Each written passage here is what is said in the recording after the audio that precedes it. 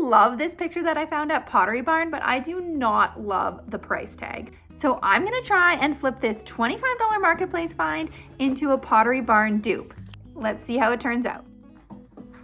I started by removing the hardware and then I sanded it and wiped it clean to prep it for painting later on. This side table was in pretty good shape, so I decided just to finish the top. I sanded it and then I wiped it all clean, and then I applied bare bonding primer and these dollar store foam rollers. They're the best. While that was drying, I used Rust-Oleum spray paint to spray paint the handles, and then once the primer was dry, I sanded it, wiped it clean, used a foam roller, and applied white interior latex paint. While that dried, I looked up Carrara marble and I got some inspiration. I took a photo and then I mixed up some paint. I had a black, white, and a gray, and then the key to this is spraying with water. So you spray with water first and then paint some lines. I don't have enough time in this video to explain all of the details, but if you want to know how you can easily recreate this and get a marble look just by painting, leave me a comment below and let me know you want more details, because I'd love to make another tutorial for you.